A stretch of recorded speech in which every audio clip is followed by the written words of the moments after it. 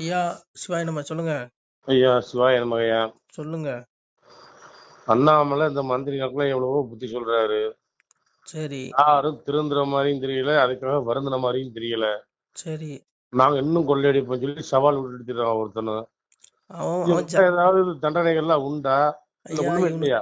இவனுக்கு ஜாதகத்திலேயே நல்லது செய்ய மாட்டான். அவனுக்கு இடமே கிடையாது. ஏன்னா எல்லாம் ஊழ்வினை முன்வினை அவனுக்கு அப்படி இருக்கு. ஞானம் இருந்தானா அந்த வேலை செய்ய மாட்டானுங்க ஐயா. ஞானம் இருந்தா ம். ஆட்சியாளர்கள் என்ன பண்ணுவான்? ஏழை எளிய மக்களுடைய நலன்ல தான் அக்கறை செலுத்துவான். ஊழல் பண்ண மாட்டான். அண்ணாமலை என்னதான் புத்தி சொன்னாலும் இவனுக்கு கேட்க மாட்டான். அண்ணாமலை புத்தி சொல்லலையா? அந்த அண்ணாமலைக்குள்ள இருந்து அந்த அண்ணாமலையர் புத்தி சொல்றாரு. டே திருந்துங்கடா, திருந்துங்கடாங்கிற அப்பா சிவபெருமான் சொல்றான். இனி ஆதிபரன் சாமி சொல்றாரு பாருங்க. புத்தியினால் கெட்டவரே பிழைக்க மதி தேடுங்கப்பா. இனி ஆதிபரன் ஜோதி நான் அதிகாரம் செய்ய வரேன். யாரு அதிகாரம் செய்ய வரேன்? ஆதிபரன் ஜோதி நான் அதிகாரம் செய்ய வரேங்கிறார். இந்த படுபாவிகளுக்கு இந்த இவனுங்களுக்கு இந்த ஊழல் பிரச்சனைகளுக்கு அண்ணாமலை புத்தி சொல்லலையா? அண்ணாமலைக்குள்ள இருந்து அப்பா சிவபெருமான் புத்தி சொல்றான். கேட்டானுங்கன்னா ஆத்மா தப்பிக்கும். இல்லைன்னு வச்சுக்கோ. இவனுக்கு அன்னைக்கு சூரனுக்கு என்ன நிலைமை நடந்துச்சு அதுதான் இவனுக்கு. அன்னைக்கு இரணியனுக்கு என்ன நிலைமை நடந்துச்சு அதுதான் இவனுங்களுக்கு. அன்னைக்கு ராவணனுக்கு என்ன நிலைமை நடந்துச்சு இதுதான் இவனுக்கு. ஒண்ணு வேண்டாயா. ராவணன் எடுத்துக்கோங்க. ராவணன் எவ்வளவு பெரிய பராக்கிரமசாலி. அவன் நிலைமை என்னாச்சு?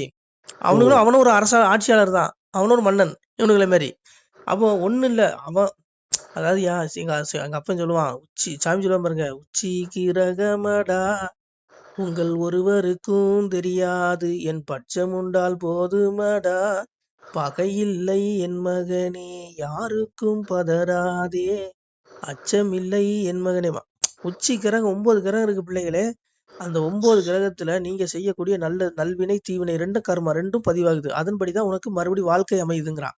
இன்னைக்கு இவனுங்கெல்லாம் அமைச்சரானது என்ன காரணம்? இவனுங்கெல்லாம் அரச பதவியில இருக்க காரணம் என்னன்னா முன்வினை நல்லா இருக்கு. நல்ல தானதம் செஞ்சிருக்கானுங்க. அதற்கு இந்த வாழ்வை கொடுத்துருக்கான். ஆனா இன்னைக்கு செய்யற இந்த பாவ முட்டைகளுக்கு இவனுக்கு கண்டிப்பா 85 லட்சம் பிறவி எடுத்து சாகணும். அது மட்டும் இல்ல நரகம். அதுவும் கோரமான நரகம் கிடைக்குங்கிறான். தாமிஸ்ரம் அந்த மாதிரி நரகத்துல கொண்டு போடுவேங்கிறான்.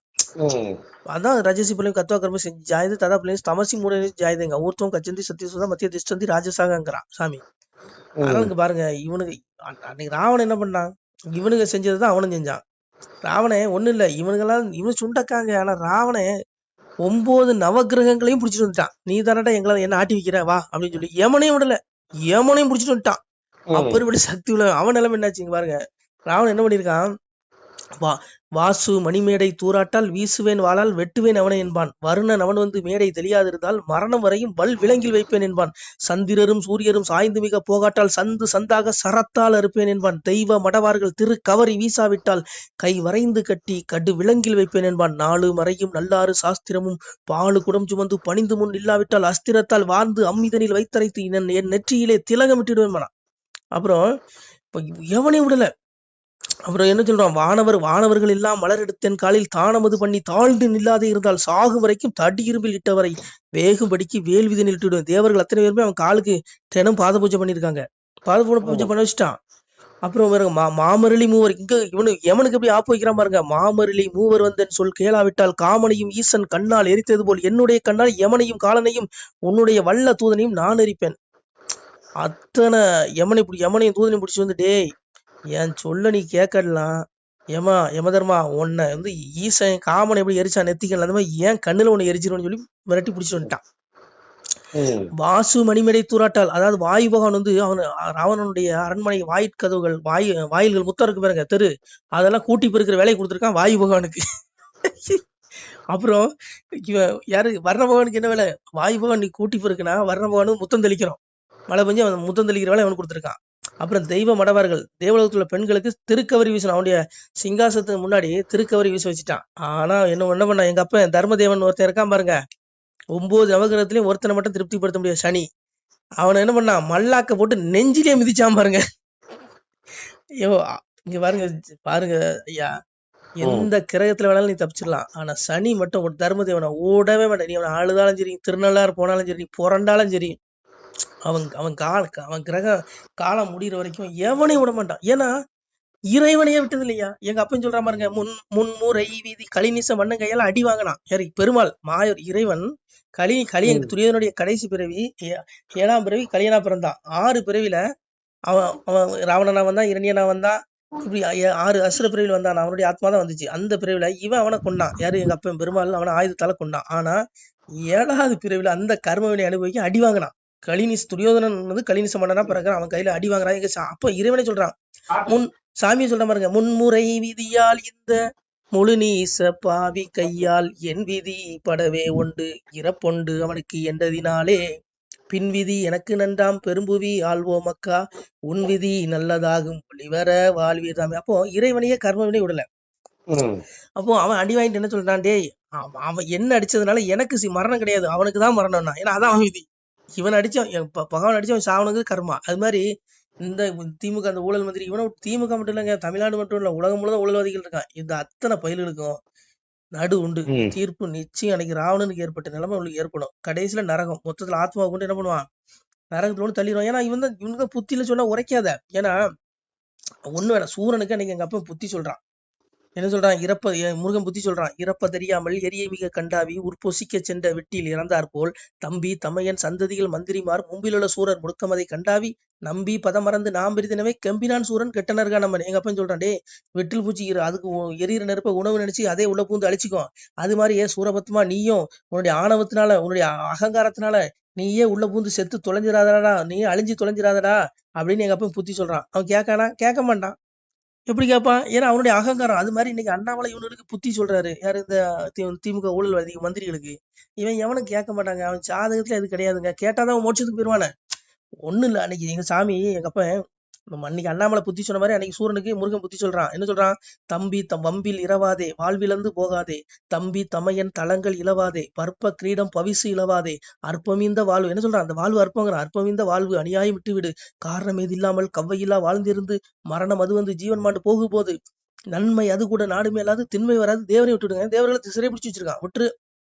இப்ப நீ சாகும்போது உன் இறப்பு பின்னாடி என்ன வரப்போகுது, நீ செஞ்ச தான தர்மம் தான் வரப்போகுதுடா. அதை வச்சு உனக்கு மோட்சமாவது இறைவன் கொடுப்பான். நீ இப்படி ஆணவத்துல உடைய ஆட்சி அதிகாரம் இருக்குங்கிற ஆணவத்துல ஆடாதங்கிறான். இதேதான் இவனுக்கு என்ன எதுக்கு ஆடுறான், ஆட்சி அதிகாரம் இருக்கு ஆணவத்துல இந்த கும்பலம் ஆடுறான் திமுக. அப்ப இதான் அண்ணாமலை புத்தி சொல்றான். அன்னைக்கு சூரனுக்கு முருகன் புத்தி சொன்னா, இன்னைக்கு அண்ணாமலைக்குள்ள இருந்து எங்க அப்பா அண்ணாமலையார் புத்தி சொல்றான். அண்ணாமலை சொல்லலையா, அந்த அண்ணாமலையார் சொல்றான். அப்போ இவன் கேட்டானா, யார்? சூரனுக்கு புத்தி சொல்லி முருகன் சொன்னா அவன் கேட்கல. என்ன சொல்றான் முருகன், எங்க அப்பா பார்த்து என்ன சொல்றான், இறந்து திரிகின்ற இறப்பனுக்கு உள்ள புத்தி பறந்த புவியாளும் பாரமுடி காவலருக்கு ஏற்குமோ ஞானம் இறப்போருக்கு அல்லாதுங்கிறான். இறந்து முருகன் ஆண்டி குளத்துல போய் நிக்கான், ஒரு கோமணத்தை கட்டிட்டு. அப்ப சொல்றான், இறந்து குடிப்பனா பிச்சைக்காரன். பிச்சைக்காரா, நீ ஒரு பிச்சைக்கார பையன், நீ எனக்கு புத்தி சொல்லியாடா? பறந்த புவி, இந்த புவி ஆளக்கூடிய நான் மன்னன், எனக்கு நீ புத்தி சொல்லியாடா அப்படின்னு சொல்லி முருகனை இழந்து பேசுறான். யாரு? சூரபத்மன். எப்படி? அப்ப எங்க அப்பா என்ன பண்றான், வேலாயுதத்தை தூக்கி ஒரே படப்பட்டு காலி பண்றான். அந்த மாதிரி இன்னைக்கு அண்ணாமலை எந்த பதவியிலையும் இல்லை, எதுலயும் இல்லை. ஆனா புத்தி சொல்றாரு. இவன் கேட்பானா? கேட்க மாட்டான். ஏன்னா இவனுடைய முன்வினை விடாதுங்க. அதனாலதான் இவன் அன்னைக்கு சூரனுக்கு ஏற்பட்ட நிலைமை தான் இன்னைக்கு இவனுக்கு ஏற்படும். அன்னைக்கு ராவணனுக்கு ஏற்பட்ட நிலைமை தான் இவனுக்கு ஏற்படும். ஒண்ணு புரிஞ்சுக்குவாங்க, இவனுக்கு ஒன்னும் பெரிய பராக்கிரமசாலி கிடையாது. புரியுதா? அன்னைக்கு ராவணன் வந்து அவ்வளவு பெரிய பராக்கிரமசாலி. அவனையே ஒரு ராமபாணத்துல எங்க அப்பன் கொண்டான். இவனுக்கு மூட்டை பூச்சிங்க. இந்த மூட்டை பூச்சிகள் நசுக்கிறதுக்கு எந்த ஆயுதமும் தேவையில்லை.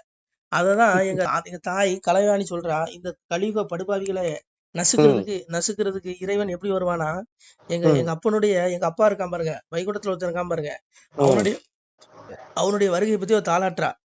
தாய் சொல்றா பாருங்க, தார தர தர தாராரோ தார தர தர தாராரோ உலகம் 14 ஒரு கூடைக்குள் ஒரு சொல் மொழிக்கால வந்தவரோ இலகு பிரகாச சுவடு கொண்டு இலங்கும் பதியால பிறந்தவரோ வம்பு கலியுக குலமறுக்க வைந்தற் பதியால பிறந்தவரோ சாடத்தலையாரி ஒன்றில்லாமல் சதைக்க வந்தாரோ கலியுகத்தை கோளு பேய்களை கிரகங்களை கொல்ல வரம்பற்ற நாரணனோ.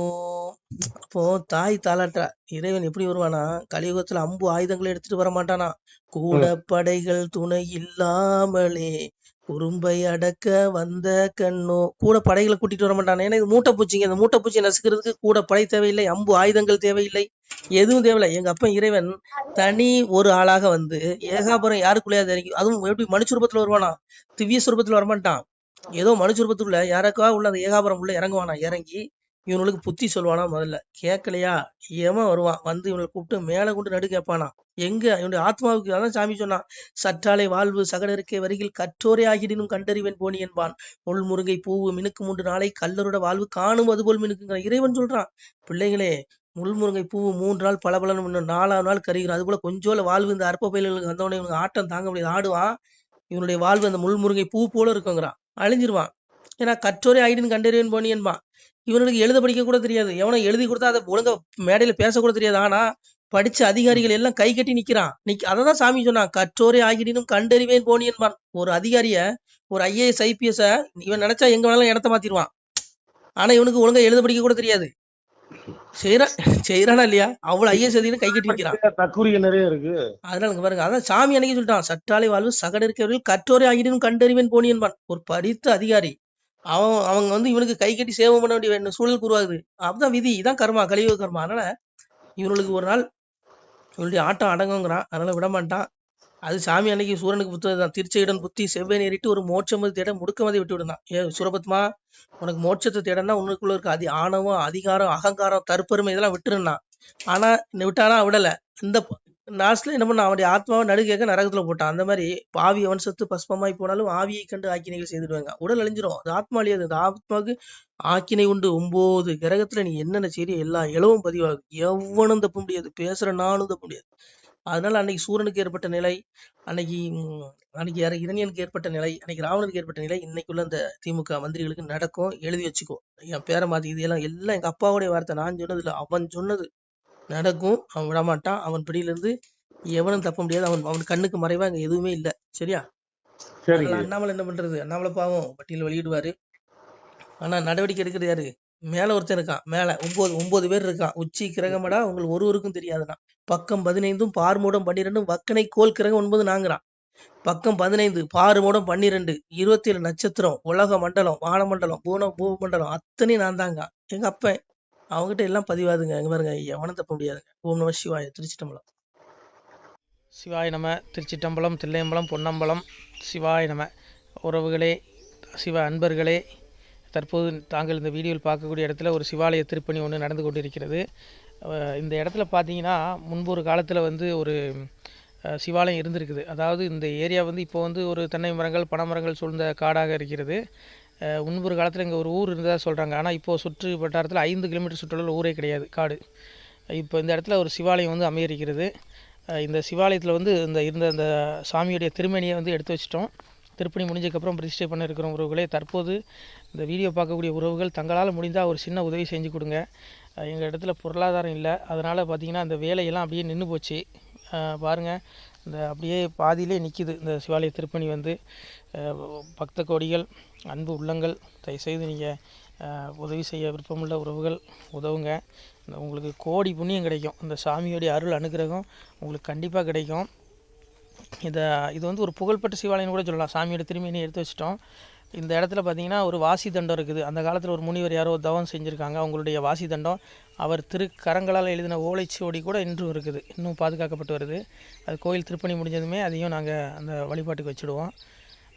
இந்த சிவாலய திருப்பணி வந்து சாமி திருநாமம் வந்து முக்தீஸ்வரர் அப்படிங்கிற திருநாமத்தில் வழங்குறாரு. நெல்லை மாவட்டம் நாங்குநேரி தாலுகாவில் இந்த சிவாலயம் அமைய இருக்கிறது. உறவுகளே, இந்த வீடியோ பார்க்கக்கூடியவங்க ஒரு 2 பேருக்காவது கொஞ்சம் ஷேர் பண்ணுங்கள்.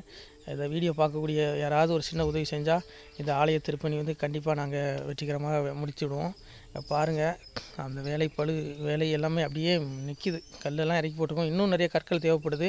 சுவாமியோடைய அந்த திருக்கோபுரம் பார்த்திங்கன்னா லிங்க வடிவிலே அமைக்க இருக்கிறோம்.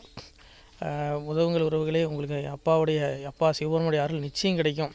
எம்பெருமான் சொல்வான், வாழுவீர் தாழ்வில்லாமல் மக்களும் கிளைகள் கொஞ்சி நாளுமே மகிழ்ச்சியை கூர்ந்து நலமுடன் வாழும்போது நீளுமே எனது செங்கோல் நீதியும் நெறிபோல் வந்து ஆளுமே உங்கள் தன்னை அன்புடன் அலையாவண்ணம். உங்களை எம்பெருமானுடைய அப்பாவுடைய திருவாசகத்தாலேயே வாழ்த்துறோம் உறவுகளே. ஆணுடன் பெண்ணும் பெற்று அதிகமாய் செல்வமாகி தானுடன் நினைவுமுற்று தர்மமும் நெறியும் கற்று வேணும் நீள் காலமெல்லாம் வெள்ளியர் உடனே வாழ்ந்து போனுதல் கமலநாதன் பொற்பதம் பெற்று வாழ்வீர். அந்த ஈசனுடைய பொற்பதம் நிச்சயம் கிடைக்கும். உங்களுக்கு இகத்திலும் சுகம், பரத்திலும் சுகம். உங்களுடைய கர்ம வினைகள் மன்னிக்கப்பட்டு உங்களுக்கு நிச்சயம் மோட்ச வீடு கிடைக்கும். இகத்தில் பூரண ஆயுளுடன் நோய் நொடி இல்லாமல் வாழ்ந்து நீங்கள் பரவாழ்வும் பெறுவீர்கள் உறவுகளே. மக்களே, நீங்கள் எல்லாம் வாழ்பொன்னம் பதியிற் சென்று முக்கியமான யுகநில மதிலே தன்னால் கக்கிய பொன்கள் ஸ்வர்ணம் கைமணம் குளிர அன்னம் பொக்கிஷம் நிறைய வைத்து புகழவுண்டு இனிதாய் வாழ்வீர். இந்த இகவாழ்வும் பரவாழ்வும் உங்களுக்கு சுகப்பட அப்பன் ஈசனர்களால் வாழ்த்துகிறோம். இந்த திருப்பணிக்கு உதவி செய்ய ஒரு ஜிபே எண் சொல்கிறோம். இந்த எண்ணில் நீங்கள் உதவலாம். நீங்கள் இந்த எண்ணிலே நீங்கள் தொடர்பு கொள்ளலாம். ஜிபே, ஃபோன்பே, வாட்ஸ்அப் எல்லாம் இந்த நம்பர் தான். 93 85 44 31 06 93 85 44 31 06 இந்த எண்ணில் நீங்கள் உதவலாம். தொடர்பும் கொள்ளலாம். வாட்ஸ்அப்பு இந்த எண்ணு தான், ஜிபே இந்த எண்ணு தான். உறவுகளே, முடிந்த அளவுக்கு 2 பேருக்காக ஷேர் பண்ணுங்கள். இந்த வீடியோ பார்க்கக்கூடிய யாராவது ஒருத்தர் சின்ன உதவி, நீங்கள் பெரிய அளவில் செய்யணும் கூட, நீங்கள் ₹1 நீங்கள் தந்தாலும் மனசார வேண்டி ஏற்றுக்கிறோம். உறவுகளே, உதவுங்கள். முடிஞ்ச அளவுக்கு ஷேர் பண்ணுங்கள். நன்றி. சிவாய நம. திருச்சிட்டம்பலம், தில்லையம்பலம், பொன்னம்பலம். உறவுகளே, நம்ம இந்த இடத்துல வாழ்ந்து மறைந்த ஒரு சித்த மகாபுருஷர் பயன்படுத்திய பல 100 ஆண்டுகளுக்கு முன்பு உள்ள வாசி தண்டம் ஒரு சித்த மகாபுருஷர் பயன்படுத்தியது. அவர் திருக்கரங்களால் எழுதிய அந்த ஓலைச்சுவடி கூட பாருங்கள், இன்னும் பாதுகாக்கப்பட்டு வருது. இந்த சிவாலயம், நம்முடைய இந்த சிவாலய திருப்பணி முடிந்ததுமே எம்பெருமான் அவர் எழுதிய அந்த சிவனை பற்றி புகழ்ந்து எழுதிய அந்த பாடல் வரிகள் இதில் இருக்குது. இந்த வாசி தண்டம் அவர் பிரதிஷ்டை செய்த அந்த லிங்க திருமேனியையும் இந்த இடத்துல நாம் இந்த ஆலயம் கட்டி நாம் பிரதிஷ்டை செய்திருக்கிறோம். அனைவரும் இந்த ஆலய பிரதிஷ்டைக்கு கண்டிப்பாக வரணும். முடிஞ்ச அளவுக்கு இந்த வீடியோ பார்க்குறவங்க உதவி பண்ணுங்கள். உறவுகளை, பொருளாதாரம் இல்லாமல் திருப்பணி நின்று போச்சு. முடிஞ்ச அளவுக்கு ஷேர் பண்ணுங்கள், உதவுங்க. நன்றி. நம சிவாய. திருச்சிட்டம்பலம், தில்லையம்பலம், பொன்னம்பலம். இந்த புண்ணியபலம் தங்களுக்கு கோடான கோடியாக வரும். உறவுகளை, நம சிவாய.